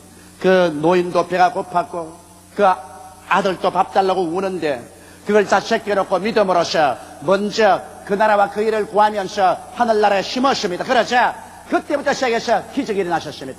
영적인 법칙이 작용하기 시작한 것입니다. 그 가뭄이 지날 때까지 그 밀가루통에 밀가루가 사라지지 아니하고 기름병에서 기름이 끊이지 아니하고 흘러나왔던 것입니다. 이것은 자연 법칙을 지배하는 영적인 법칙의 나타남을 실제적으로 보여준 것입니다. 예수님께서 가나의 혼인잔치에 갔을 때였었습니다. 마리아 와서 하는 말이 이 집에 포도주가 떨어졌다고 말했습니다. 한참 잔치가 진행되는데 손님은 자꾸만 모여오는데 포도주가 떨어졌습니다. 큰일 났습니다. 그럴 때 예수님께서 또 심고 거두는 법칙을 작용하셨습니다. 하인들을 보시고 거기에 결례통 6개가 있는지라 거기에 물을 갖다 부으랬습니다. 아무것도 없으니까 맹물을 갖다 붓는 것입니다. 심고 거두는 법칙입니다. 물을 갖다 붓자 예수님께서 떠서 연회장에 갖다 주라 했습니다. 그래서 그 물을 떠서 연회장에 갖다 주니 물이 포도주로 변했었습니다. 연회장이 마셔보고 깜짝 놀랍니다. 보통 집에는 사람들이 취할 때 그때는 나쁜 술을 내는데 이 집에는 처음부터 취한 후에까지 좋은 술을 낸다고 감탄을 했었습니다. 자연 법칙을 주님께서 정복하고 영의 법칙으로 기적을 창출한 것입니다. 벳세다 광야에 주님 나가셨을 때 수많은 남녀노유가 따라 나왔습니다. 여자만 계산 안 했지 남자만 5,000명이 왔다고 말했었습니다. 여자와 어린이를 합치면 한 2만여 명이 왔을 것입니다. 그들이 그리스도의 말씀을 듣고 병 고침을 받고 난 다음 저녁이 되자 허기증에 취해서 길거리에 주저앉아서 움직이지를 못합니다. 예수님께서 그 제자인 빌립을 불러다가 빌립아 이 사람들에게 먹을 것을 주라 했었습니다. 빌립은 자연 법칙을 따라 계산했습니다. 그 2만여 명의 군중의 수를 헤아리고 조그만 채 먹는 것 다 수판 놓아보니까 300데나리 되는 돈이 있어도 만족히 먹일 수가 없는 것입니다. 그러므로 돈도 없고 떡 살 곳도 없으니까 불가능합니다. 이래서 여기에 빌립은 와서 주여 이 사람들을 먹일 수가 없습니다. 빨리 흩어보내는 게 좋겠습니다. 빌립이 계산 잘못한 건 아닙니다. 자연적인 법칙을 따라서는 그 많은 사람에게 먹일 돈도 빵도 없었습니다. 그러나 여기에 자연 법칙이 막다른 골목에 취할 때 영적인 법칙이 있다는 것을 알아야 되는 것입니다. 영적인 법칙은 자연 법칙을 지배하고 다스리며 정복합니다. 안드레가 나아가서 어린이에게 점심 도시락을 구해왔습니다. 보리떡 5개와 물고기 2마리를 가져와서 예수님의 손에 얹었습니다. 또다시 심고 거두는 법칙입니다. 우리 주님의 손에 보리떡 5개와 물고기 2마리를 심는 영적인 법칙을 적용하자 예수님이 그것을 받아서 하나님 앞에 기도하고 축사하고 깨어주기 시작했습니다. 사람들을 50명, 100명씩 앉혀놓고 난 다음 떡과 물고기를 나누어 주는데 떡을 떼면 또 생기고 떼면 또 생기고 생선을 짜게 해서 주고 나면 또 한 마리 생기고 짜게 해서 주면 또 생겼었습니다. 영적인 법칙인 것입니다. 이건 자연 법칙에는 안 됩니다. 하나님의 신령한 법칙으로는 이런 기적이 일어나는 것입니다. 그래서 그 많은 사람을 다 먹이고도 12바구니가 남게 되었던 것입니다. 이와 같은 예는 영적인 법칙이 자연법을 지배하고 창조하여 줌을 보여주는 것입니다. 그렇기 때문에 여러분, 예수를 믿은 사람들을 보고 주님께서 너희는 무엇을 먹을까, 무엇을 입을까, 무엇을 마실까 염려하지 마라, 이런 다 이방인들이 염려하는 것이요, 너희 천부께서는 이 모든 것이 너에게 있어야 될 줄을 아시나니라. 그러므로 너희는 먼저 그의 나라와 그의 일을 구하라. 그리하면 이 모든 일을 너희에게 도하시라고 말씀하신 것입니다. 이것은 자연 법칙에 사는 이방인들은 이런 걱정하지만은 거듭나서 영적인 사람들이 된 사람들은 이제 영의 법칙으로 살기 때문에 그 나라와 그 일을 먼저 구하고 살면 하나님께서 영의 법칙으로 우리의 모든 생활 문제는 해결해 주시겠다고 말씀하신 것입니다. 천지와 만물을 지으신 영이신 우리 하나님께서 우리의 친아버지가 되시고 영인 아버지가 우리의 삶의 근원이 되어 있기 때문에 우리가 하나님의 법칙대로 살면은 영적인 비상한 기사와 이적과 능력이 오늘날 또 우리 가운데 나타나게 되어 있는 것입니다. 사람들은 너무나 오랫동안 유괴 속에 살았고 자연의 법칙에 눌려 살았기 때문에 자기가 거듭나서 영의 사람이 되고 난 다음에도 자기는 신령한 사람인 줄 알지 못합니다. 영이 물질 세계를 지배하도록 만들어졌다는 것을 모릅니다. 자기는 운명과 환경보다도 더 위대한 존재라는 사실을 알지 못하고 있습니다. 그러므로 하나님이 주신 말씀과 성령과 기도를 통해서 위대한 창조적인 삶을 살 수 있는 것을 잊어버리고 있는 것입니다. 오늘 네 번째로 여러분께 영의 법에 따라 사는 길 몇 가지를 보여드리겠습니다. 왜냐하면 영도 법칙이기 때문에 법칙을 이용해야 되는 것입니다. 법을 이용하지 아니하면 그 법은 있어도 우리에게 아무런 도움이 되지 못하는 것입니다. 이렇기 때문에 영의 법칙을 성경에서 발견해내어서 이것을 우리 생활에 적용하면 우리 생활에 곧장 성령의 생명의 법이 나타나서 기적이 나타나게 되는 것입니다. 그러면 먼저 우리가 구원받는 법칙을 한번 보십시다.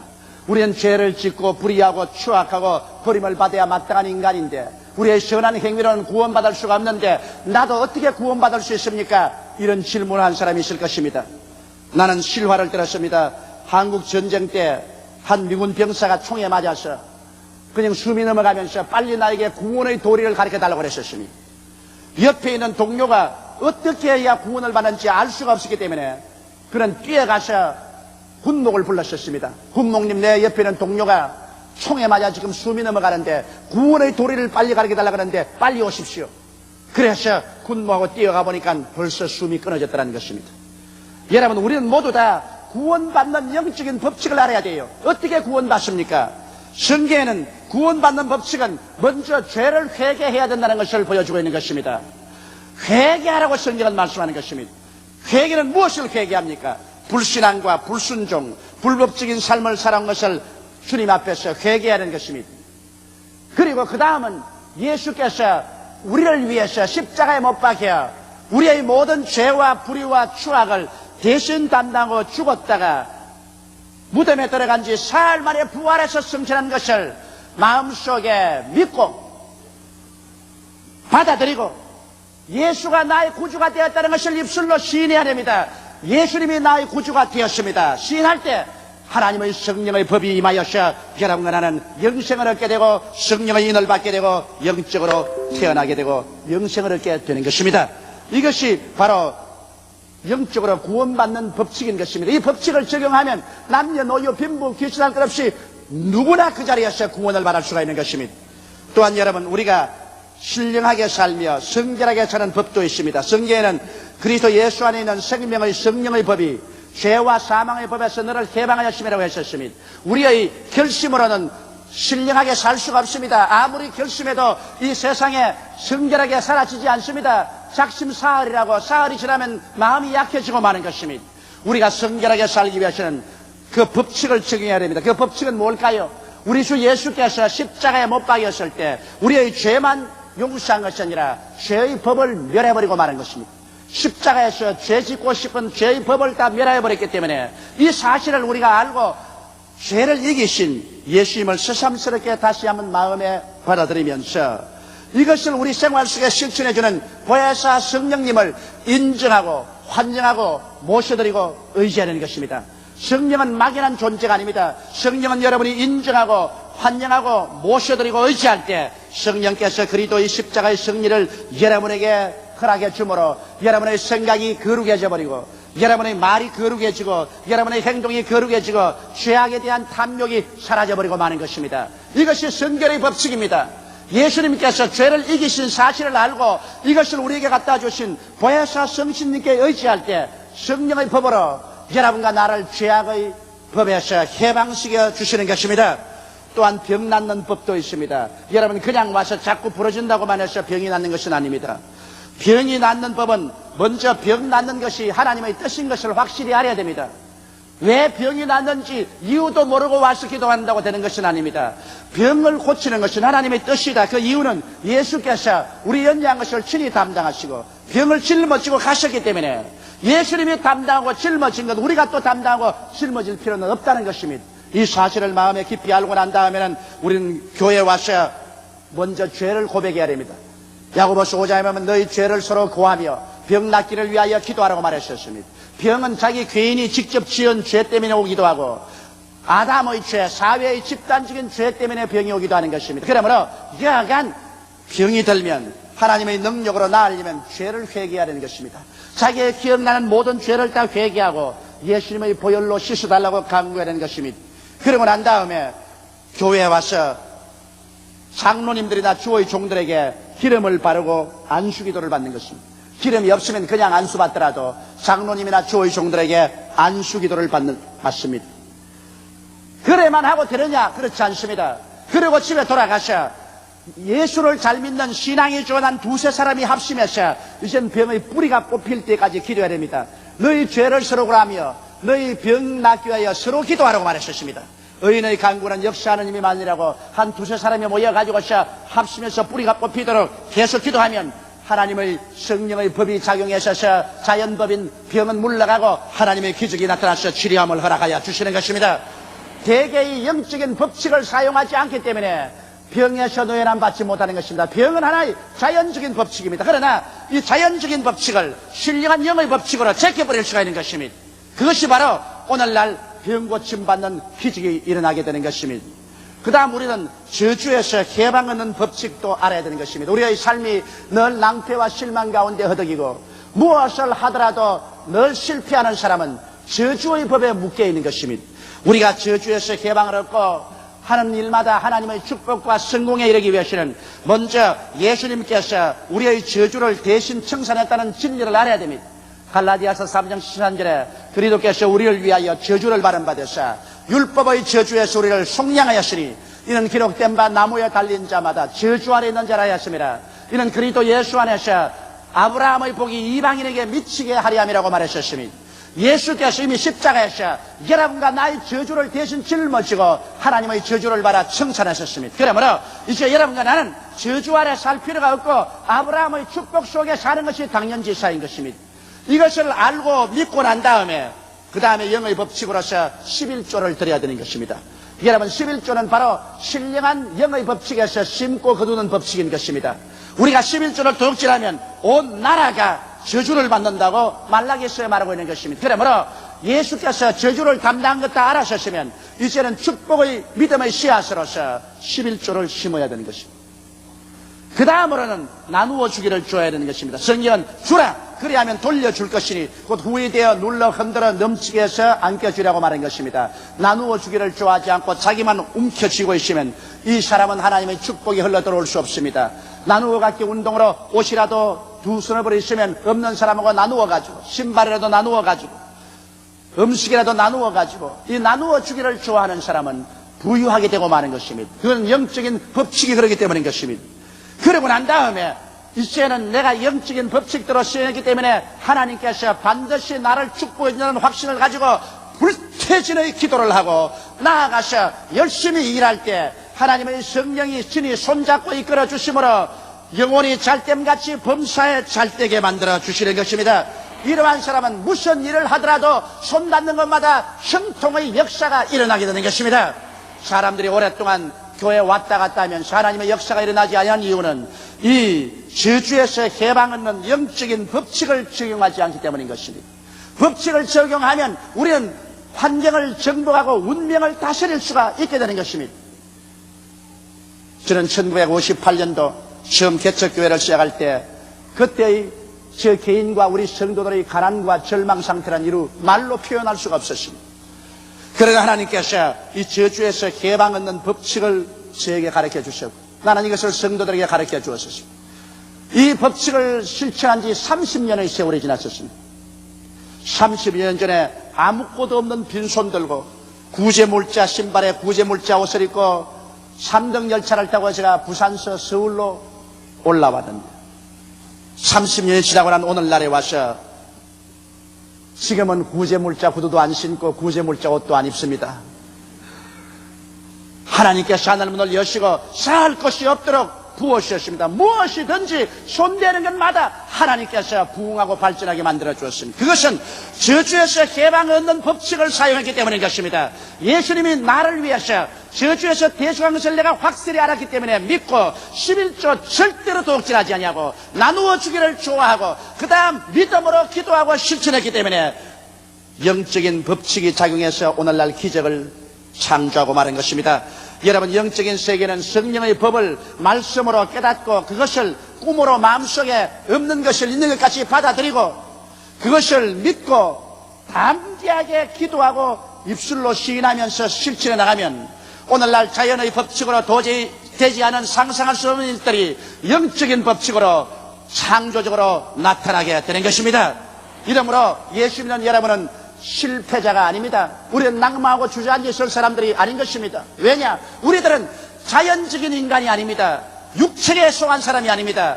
우리는 다 영의 사람들인 것입니다. 만물이 영에서 창조해 나온 것처럼 여러분과 나는 하나님의 형상과 모양대로 시험받은 영이기 때문에 영은 이 물질 세계를 정복하고 지배하며 다스립니다. 운명과 세계는 여러분과 나의 꿈과 믿음과 실천을 통해서 변화받는 것입니다.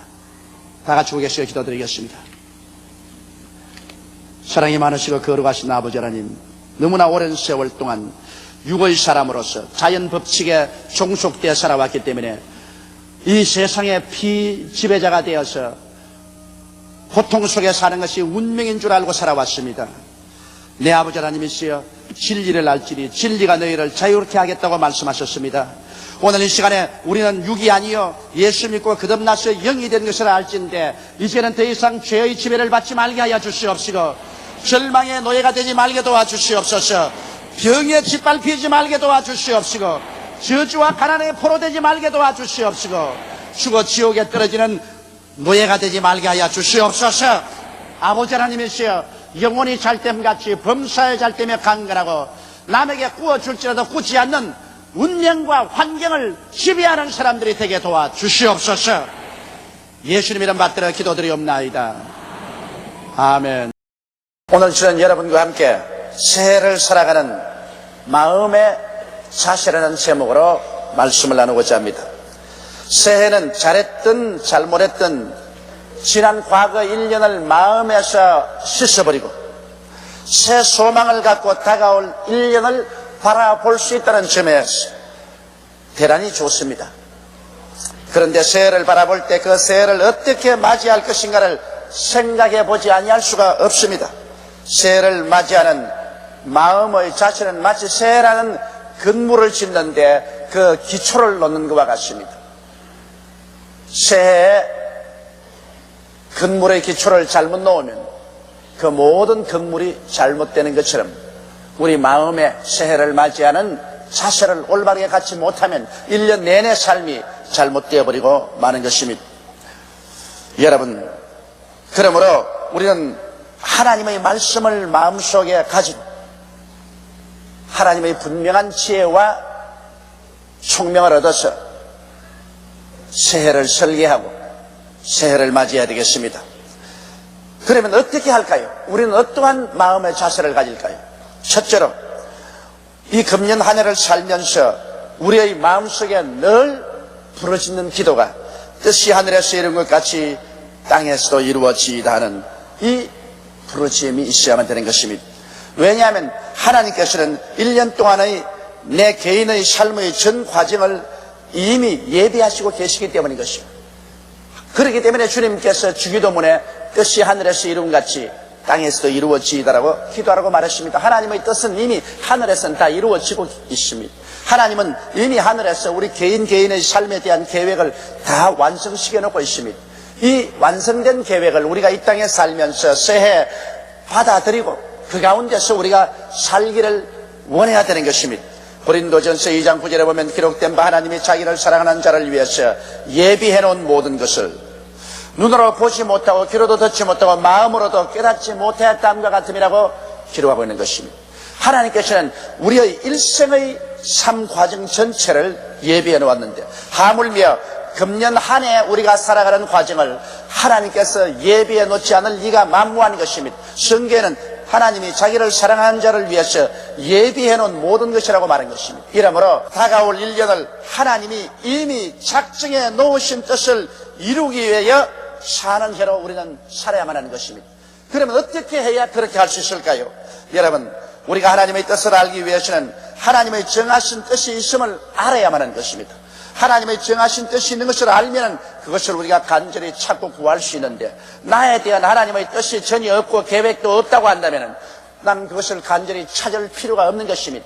그러나 오늘 여러분 예수 그리스도 이름을 부르고 하나님 품속에 안긴 여러분 한 사람 한 사람을 위해서 하나님은 자상하게도 여러분의 일생을 살아갈 길을 다 예비해 놓으시고 그 가운데 금년 1년 동안 여러분이 해야 될 일, 살아야 될 일을 모두 다 계획해 놓고 계신 것입니다.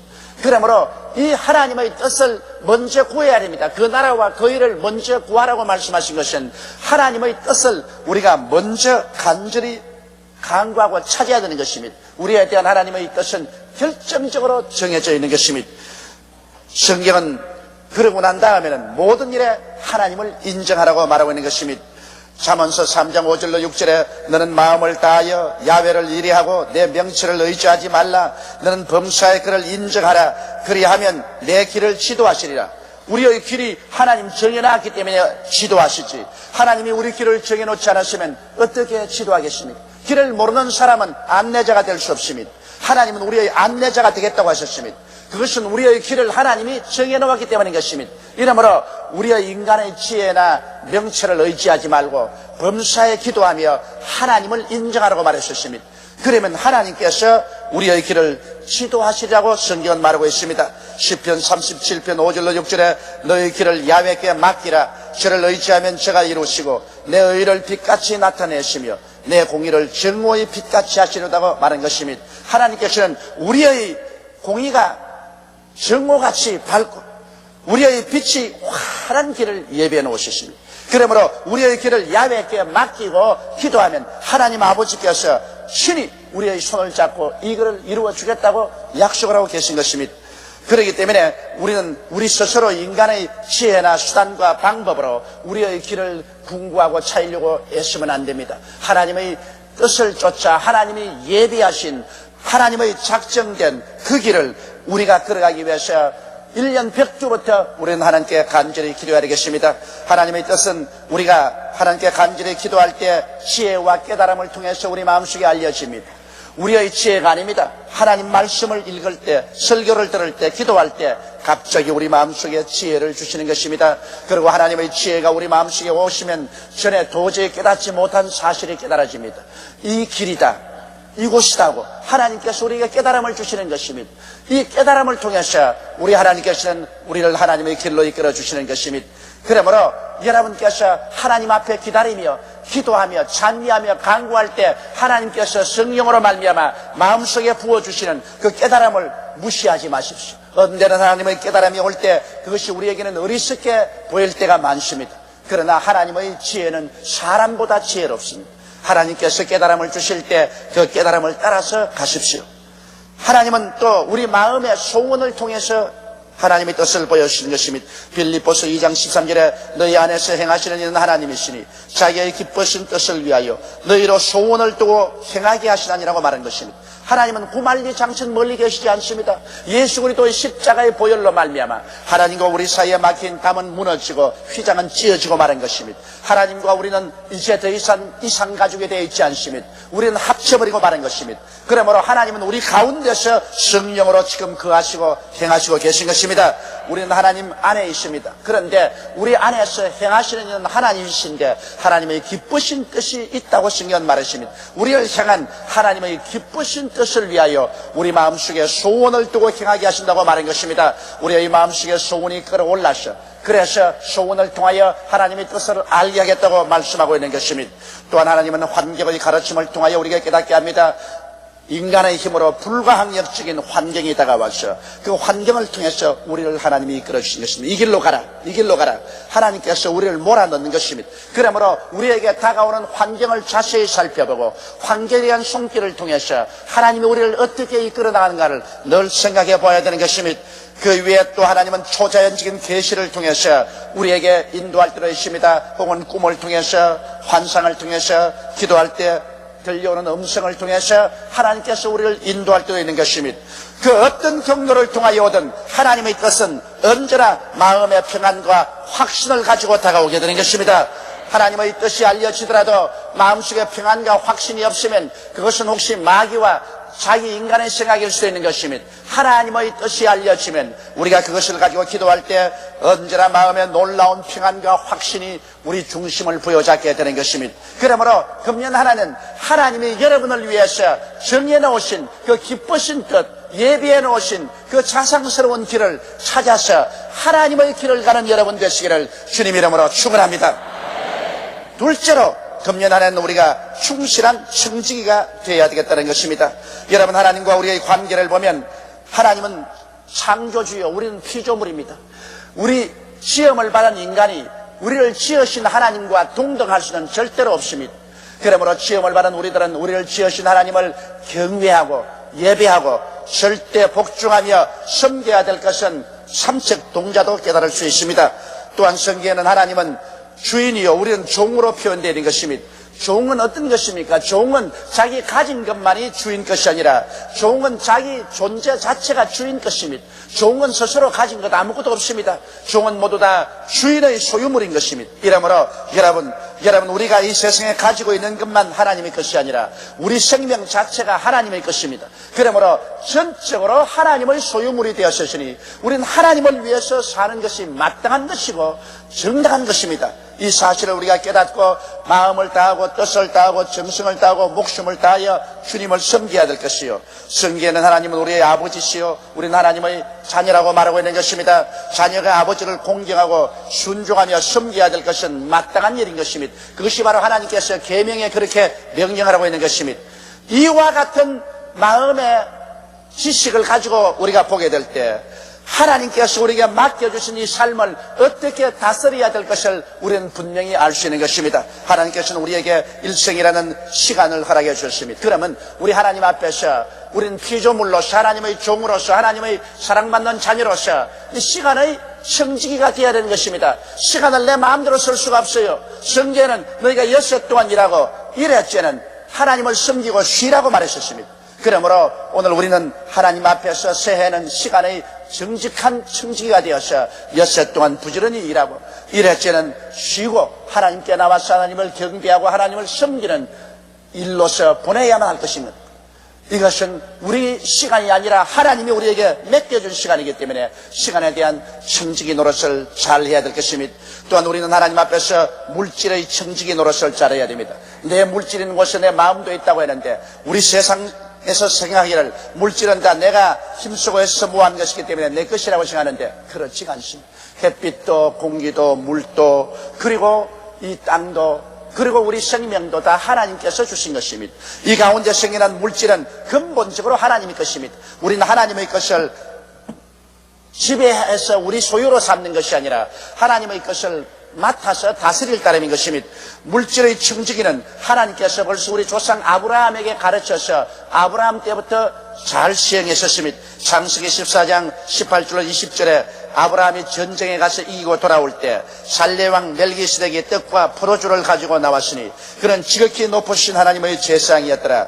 그가 아브라함에게 축복하여 가로되 천지의 주제시여 지극히 높으신 하나님이여 아브라함에게 복을 주옵소서. 너희 대적을 내 손에 붙이신 지극히 높으신 하나님을 찬송할지로다 하며 아브라함이 그 얻은 것에서 10분의 1을 멜기세덱에게 주었더라. 지극히 높으신 하나님의 제사장 멜기세덱이 나와서 아브라함을 축복하며 아브라함은 자기 물질의 10분의 1을 하나님의 종인 제사장 멜기세덱에게 다 내놓았었습니다. 아브라함은 벌써 그때부터 자기의 재산에 대한 하나님 앞의 청지기 일을 성실히 다했던 것입니다. 창세기 28장 20절로 22절에 보면 야곱이 아버지를 떠나서 외아지 집으로 갈 때 산에서 그가 기도한 것이 나옵니다. 야곱이 서운하여 가로되 하나님이 나와 함께 계시사 내가 가는 이 길에서 나를 지키시고 먹을 양식과 입을 옷을 주사 나로 평안히 아비 집으로 돌아가게 하옵시면 야훼께서 나의 하나님이 되실 것이요 내가 기둥으로 세운 이 돌이 하나님의 전이 될 것이요 하나님께서 내게 주신 모든 것에서 10분의 1을 내가 반드시 하나님께 드리겠나이다 하더라. 오늘날 어떤 사람들이 말하기를 11조는 율법 시대의 잔재로서 오늘 은혜의 시대는 드릴 필요가 없다고 말했었습니다. 그러나 율법이 오기 430년 전에 이미 아브라함과 그 손자 야곱은 하나님 앞에서 물질의 청지기 노릇을 하는 것을 철저히 알고 있었습니다. 그들은 벌써 아담으로부터 그 지시를 받았을 것입니다. 이러므로 그들은 무언으로 이것을 구전받아서 하나님 앞에서 물질의 청지기 노릇을 충실히 함으로 하나님께서는 아브라함이나 이삭이나 야곱이나 그 자손들에게 물질적인 궁핍이나 곤고함이 전혀 없도록 만들어주신 것입니다. 이러므로 우리들은 물질의 청지기뿐 아니라 우리의 삶의 청지기 노릇도 해야 됩니다. 우리의 전 삶을 통해서 우리는 하나님께 영광 돌리는 삶을 살아야 됩니다. 고린도전서 6장 19절로 20절에 너희 몸은 너희가 하나님께로부터 받은 바 너희 가운데 계신 성령의 전인 줄을 알지 못하느냐.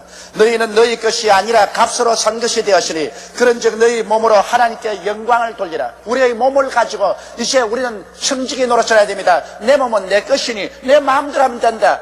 그것은 잘못된 생각입니다. 여러분과 나의 몸은 하나님께서 그리스도의 몸을 찢고 피를 흘려서 값을 주고 샀습니다. 이러므로 우리는 우리의 소유가 아니라 하나님의 소유요. 하나님은 그 소유를 확증하기 위해서 성령을 보내셔서 우리 속에 인치듯이 거하게 하셨습니다.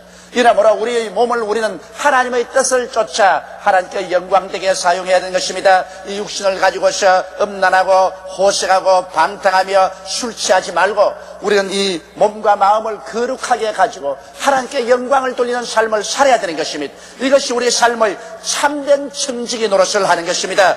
금년 새해는 우리는 시간과 물질과 우리의 몸과 삶 전체에 대한 진실하고 참된 청지기 노릇을 해서 하나님께서 연말에 잘했다 칭찬하는 그러한 삶을 살게 되시기를 주님 이름으로 축원합니다. 셋째로 금년에는 영적으로 성장을 위하여 힘쓰는 해가 되어야 되겠습니다. 우리들은 영적 자아와 육적 자아가 한 몸에 살고 있어서 끊임없이 싸우고 있습니다.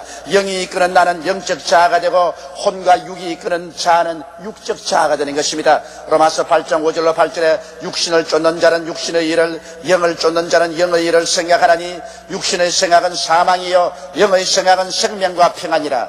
육신의 생각은 하나님과 원수가 되나니 이는 하나님의 법에 굴복지 아니할 뿐 아니라 할 수도 없습니다. 육신에 있는 자들은 하나님을 기쁘시게 할 수 없느니라. 그러므로 혼과 육이 이끄는 육신의 사람을 따라 살면은 이는 하나님을 기쁘시게도 하지 못하고 하나님과 원수가 되고 종국적으로 하나님께 버림을 당하고 마는 것입니다. 그러므로 새해에는 우리의 영이 이끄는 자아가 살아야 되겠습니다.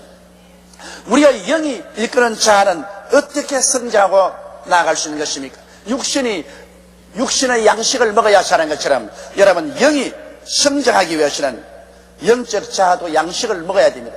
영적 자아가 먹는 양식은 바로 하나님의 말씀인 것입니다. 하나님의 말씀을 먹지 않고는 여러분 영혼이 자랄 수가 없습니다. 이러기 때문에 매일매일 우리가 육신의 양식을 먹는 것처럼 우리 매일매일 영의 양식을 먹어야 되는 것입니다. 하나님의 말씀은 바로 영의 양식입니다. 사람이 떡으로만 살 것이 아니요 하나님 입으로 나오는 모든 말씀으로 살 것이라고 예수께서 말씀하신 것입니다. 이러므로 매일같이 여러분 구약의 한 장을 읽으시고 신약의 한 장 이상을 읽으십시오. 그리고 말씀을 묵상하는 것은 여러분의 영혼이 양식을 먹는 것입니다. 그렇게 할 때 여러분은 하나님을 느끼게 되고 하나님의 임재를 깨닫게 되고 심지어는 하나님 말씀을 통하여 하나님의 채취를 우리의 몸속에 가득히 담아드릴 수가 있는 것입니다. 이렇기 때문에 말씀을 먹지 않고 우리 영적인 자아가 성장하거나 자랄 수가 없는 것입니다. 또 우리는 영적인 호흡을 해야 되는 것입니다. 기도는 영적인 호흡인 것입니다. 숨 쉬지 않고 살 수 없는 것처럼 우리는 정한 시간을 놓고 기도하고 또 매분마다 기회 있을 때마다 마음으로 기도하고 찬미해야 되는 것입니다. 하루에 적어도 정해놓고 1시간 이상은 기도하고 그리고 매시마다 우리는 하나님께 감사하고 찬미하는 영적인 호흡을 계속해야 우리가 살 수 있는 것입니다. 그리고 영적 운동을 우리는 계속해야 됩니다. 영적인 운동은 전도와 봉사입니다. 우리가 하늘나라 위해서 열심히 예수를 전도하고 주의 사업에 봉사할 때 영적인 운동을 하게 되므로 영적인 힘을 얻게 되고 영적으로 위축되지 않은 것입니다. 그러고 난 다음 영적인 삶을 살아야 하는 것입니다. 육체적인 삶을 살지 말고 영적인 삶을 살아야 하는 것입니다. 성령의 충만해서 의와 거룩함을 쫓는 삶을 살아야 하는 것입니다. 육신의 정욕이나 안목의 정욕이나 세상 자랑을 따라 살면 이건 육적 삶인 것입니다. 그 육적 삶은 영을 죽이는 것입니다. 성령의 소욕은 육체를 거스리고 육체의 소욕은 성령을 거스립니다. 이러므로 우리가 성령으로 충만한 영적인 삶을 살기 위해서는 우리의 삶 그 자체 속에 언제나 의를 추구하고 거룩함을 추구하는 이러한 노력 속에 살게 될 때 우리는 영적으로 성장하는 삶을 살게 되는 것입니다. 오늘 너무나 많은 신자들이 예수를 믿고 난 다음에 영적으로 성장하지 않아서 영적으로 어린아이로 남아있는 사람이 많습니다. 이제 주님 오실 날이 가까우고 우리가 주님께 나아가서 하나님의 영광의 은혜를 받을 날이 가까워사오니 우리 영적으로 바짝 성장해야 되겠습니다.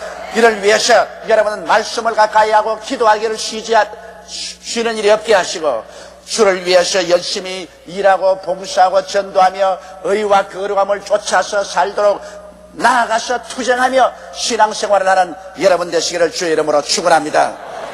넷째로 금년에는 사랑을 실천하는 해가 되어야 되겠습니다. 사랑이란 무엇입니까? 여러분, 사람들은 사랑이라고 생각하면 자꾸 받는 것을 생각합니다. 왜냐하면 우리는 너무나 많은 사랑을 받았기 때문에 받는 데 습관이 되었습니다. 태어나서 자라면서 부모에게 사랑받고 형제에게 사랑받고 선생에게 사랑받았습니다. 또한 예수 믿고 난 다음에는 하나님이 세상을 이처럼 사랑하사 독생자를 주었으니 또 하나님의 사랑만 받고 살았습니다. 그래서 사랑만 자꾸 받고 살았기 때문에 받는 것만 알고 주는 것을 모르게 되고 마는 것입니다. 여러분, 그러나 하나님은 우리를 보고 사랑하라고 말씀한 것입니다. 사랑이란 받는 것이 아니라 주는 것이 사랑인 것입니다. 하나님이 세상을 이처럼 사랑하사 주셨다고 말하고 있는 것입니다. 이러므로 우리들은 사랑을 주어야 되는데 그러면 무조건 하고 사랑을 줘야 되냐? 그렇지 않습니다. 정의가 상실된 사랑은 불법이 되고 마는 것입니다. 사랑이란 주는 것이지만 정의에 입각해서 우리는 영적으로 중보의 기도를 함으로 사랑할 수 있습니다. 내 자신을 위해서만 하나님께 자꾸 달라고 기도하지 말고 교회를 위해서 기도하고 이웃을 위해서 기도하고 나라와 민족을 위해서 기도하는 것이 바로 사랑인 것입니다. 남을 사랑하기 위해서는 내게 상당히 힘이 들고 희생이 됩니다. 중보의 기도는 큰 사랑인 것입니다. 그렇기 때문에 금년 한 해는 우리가 나라와 민족을 사랑하면 나라와 민족을 위해서 기도하고 그리고 교회를 위해서 기도하는 중보의 기도를 게을리지 하지 않은 이런 사랑을 실천해야 되는 것입니다. 그 다음 우리는 마음으로 고통과 짐을 나누어 짐으로 사랑을 실천해야 되겠습니다. 우리가 사는 세계는 얼마나 무관심하고 몰인정하고 무정하고 이기주의가 편만한지 모릅니다.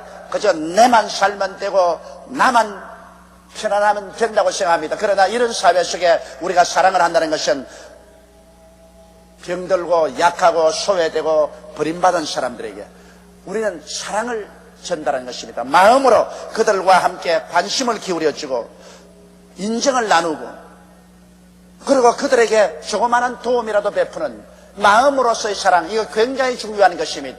그러므로 내 혼자만 생각하지 말고 내 마음을 써서 주위 환경에 있는 사람들에게 서로 인생의 짐을 나누어주고 동정하고 위로하고 격려하는 이런 마음의 사랑을 우리가 실천해야 했습니다. 사랑이라고 하니까 거대한 일을 해야 사랑을 한 줄 알지만 우리 마음으로서 내가 관심을 가지고 마음으로서 사랑을 나누고 정을 나누고 붙들어주고 도와주고 격려해주는 이런 일들을 우리가 서로 할 때 우리는 사랑을 실천할 수 있는 것입니다.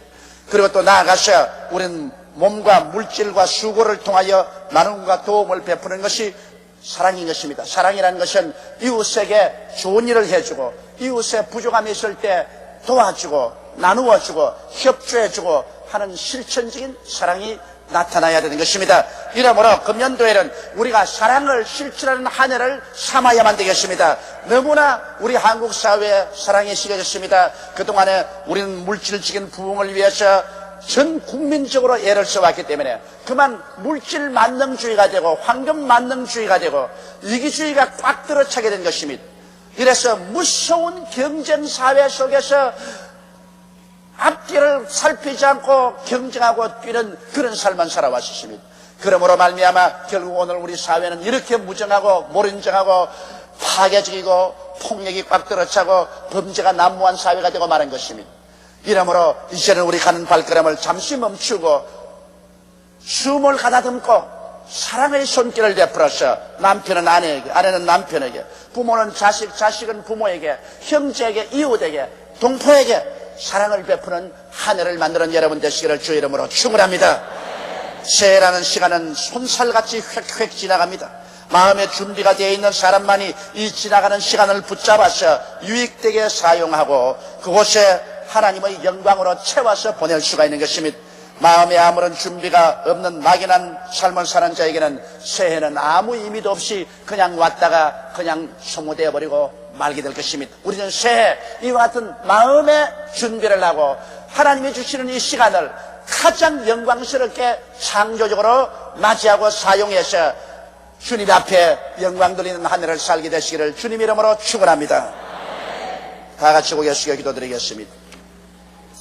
거룩하시고 영광스러우신 하나님 우리 아버지의 은혜와 사랑과 자비를 진실로 고맙고 감사합니다. 하나님 우리 아버지께서는 우리 한 사람 한 사람을 부르셔서 우리 주 예수 그리스도의 접붙임을 입게 한 이상 우리의 일생을 하나님은 준비하고 계시니 감사합니다. 자상스럽고 따뜻한 손길로 하나님의 기뻐하시는 뜻을 쫓아 우리의 삶을 다 예비하고 준비해 놓으셨사오니 천당도 준비한 하나님께서 이 땅의 삶을 어떻게 준비하지 않겠습니까? 준비한 그 삶을 따라 사는 우리들이 되게 도와주시옵소서. 뜻이 하늘에서 이루어진 것처럼 우리 한 사람 한 사람의 생애 속에 이 땅에서 금년에도 이루어지게 도와주시옵소서. 하나님 우리 아버지여, 진실로 금년에는 착실한 청지기가 되어서 시간과 물질과 우리 삶의 청지기 노릇을 올바르게 하게 도와주시옵시고 우리 영이 성장하여 영적 자아가 우뚝하게 자라고 그 자아를 멸하는 우리들이 되게 도와주시옵소서. 하나님 아버지, 사랑으로서 실천하여 이 몰인정하고 무정하고 삭막하고 이기주의가 꽉 들어찬 세상에 인정이 넘치고 그리스도의 은혜가 넘치며 사랑이 넘치는 삶을 만드는 우리들이 되게 도와주시옵소서. 이를 위해서 우리가 마음을 쓰고 물질을 쓰고 시간을 쓰고 몸을 들이고 희생을 감내하면서 사랑을 실천하여 그리스도의 영광을 나타내는 우리들이 되게 도와주시옵소서. 우리 주 예수님 이름으로 기도드리옵나이다. 아멘.